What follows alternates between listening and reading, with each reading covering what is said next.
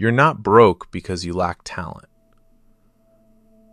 Most creatives don't stay broke because their work isn't good enough. They stay broke because they've been lied to, and they believe the lie for years. The lie that says, if you just keep creating, the money will come. But here's the brutal truth no one in the creative space wants to say out loud. Most creatives stay broke, not because the world doesn't value art, but because they've been trained to undervalue themselves. And in 2026, that lie has become even more dangerous. Today I'm going to show you exactly why most creatives remain trapped in financial struggle, the hidden psychological traps that keep them poor, and the uncomfortable but life-changing shift that lets a small percentage finally escape it. This one might sting, but if you stay until the end, it might also set you free. Let's go deep. Look around. Thousands of incredibly talented creatives, brilliant artists, writers, filmmakers, musicians, are still living paycheck to paycheck. They post every day. They pour their soul into their work. They get some likes, some views, but the bank account, still empty. And they tell themselves the same comforting story. I'm just not discovered yet. I just need one big break. Here's the psychology most creatives miss. Staying broke isn't about luck. It's about identity. Deep down, many creatives still carry the old starving artist myth, the romantic idea that real art must come with suffering. They've been taught that caring about money makes them less pure. So they create beautiful things, then give them away for free, or sell them for pennies, or never sell them at all. This isn't discipline. This is self-sabotage disguised as passion, and it's keeping you broke. Let me make this even darker. In 2026, the game has changed, and most creatives are still playing by 2015 rules. AI can now create faster and cheaper than ever. Algorithms reward content, not soul. Platforms take the biggest cut. But the real killer? The internal trap. You've been conditioned to fear charging what your work is worth. You've been conditioned to believe that if you ask for money, you're somehow betraying your art. So you stay in the cycle. Create to give, a way to hope someone notices, to stay broke, to repeat. This is the creative poverty loop, and it's psychological, not financial. The same people who cry, "No one values art," are the ones who undervalue their own art the most. So why do most creatives stay broke? Here are the 4 silent killers almost nobody talks about. First, the starving artist identity. You wear it like a badge of honor, but it's actually a cage. Second, the content trap we talked about last episode. You create for the algorithm instead of creating for value. Third, fear of being salesy.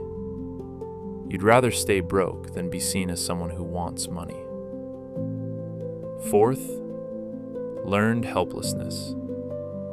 You've seen so many creatives struggle that you've accepted it as normal. These aren't just bad habits. These are deeply wired beliefs. And until you break them, the money will never come. But here's the good news. A small group of creatives, the dangerous ones, have escaped this trap. They didn't suddenly get more talented. They didn't wait for a miracle. They made one brutal shift. They stopped seeing themselves as artists who hope to get paid. They started seeing themselves as artists who create real value, and they learned to charge for it without guilt. This is the escape route. And it's simpler than you think, but far more uncomfortable.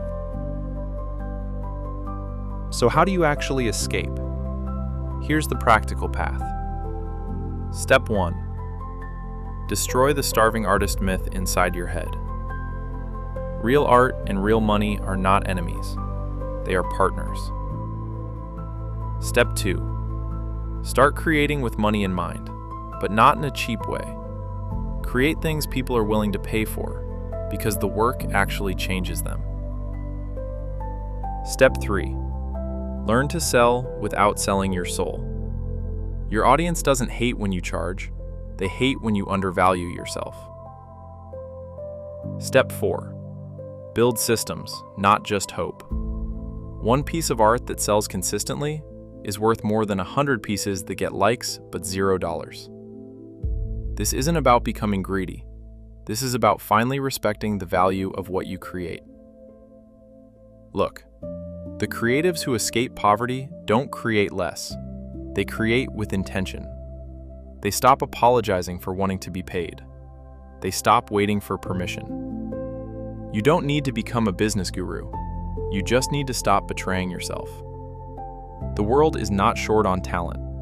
It's short on creatives who finally decide their work is worth something.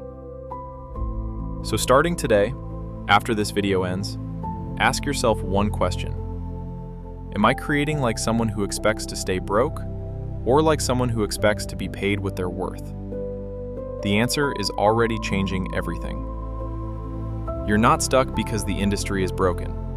You're stuck because you've been believing the wrong story about yourself. Change the story, and the money finally follows. Stop waiting to be discovered. Start demanding to be valued. You were never meant to be a starving artist. You were meant to be a dangerous one. I'll see you in the next episode, where we go even deeper into the psychology of why most creatives quit right before their breakthrough. Until then, create like your future self is already rich, because the only thing standing between you and that life is the decision you make today. But let me be honest with you.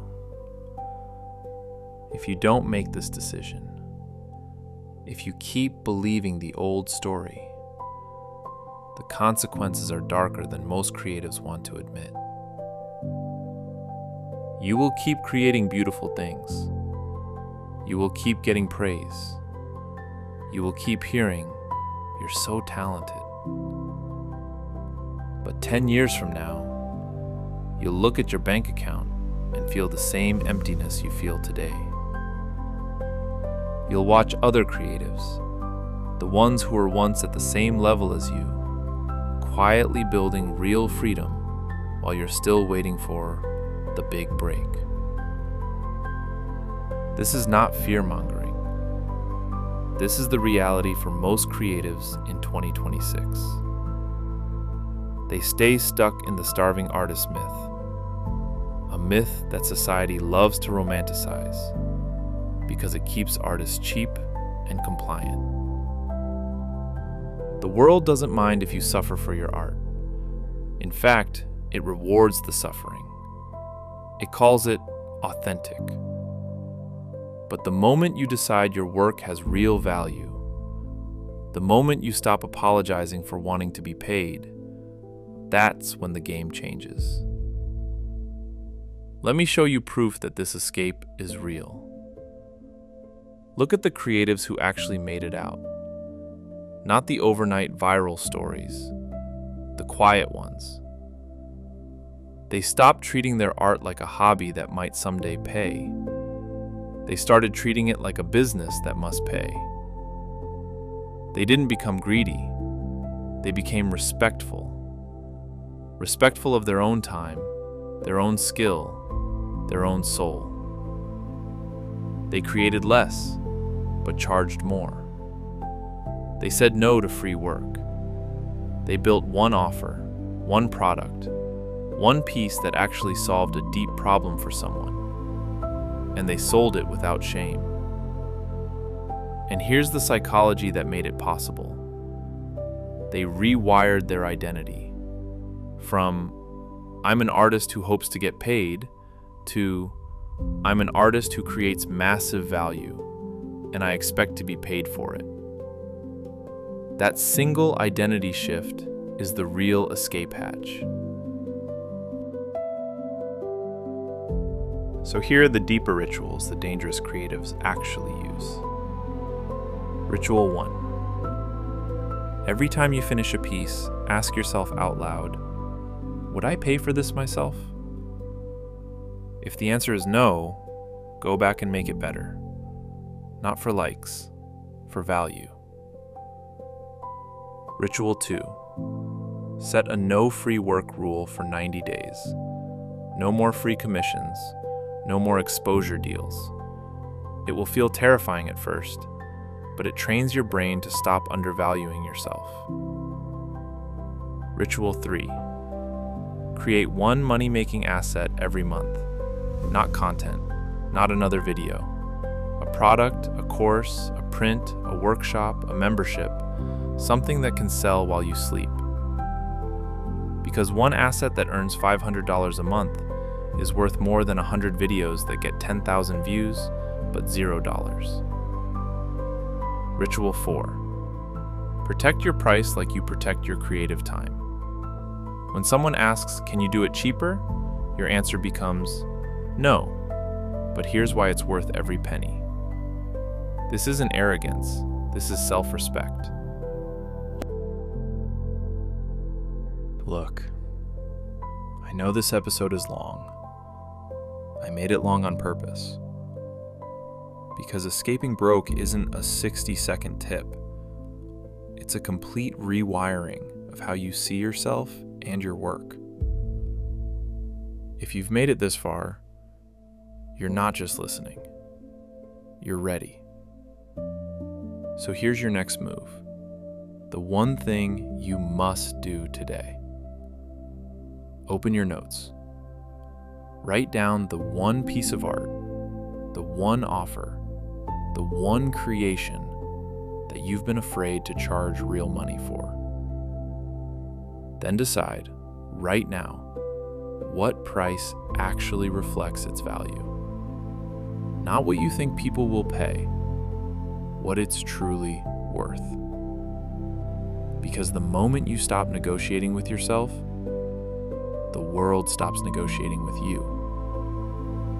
You were never meant to be a starving artist. You were meant to be a respected one, a dangerous one, a free one. Stop waiting for permission. Stop waiting for the perfect time. The escape starts the second you decide you're no longer willing to stay broke for your art. Where we go even deeper into the psychology of why most creatives quit right before their biggest breakthrough. Until then, create like someone who already knows their worth. Because the only difference between the creatives who stay broke and the ones who finally escape is the decision you make today.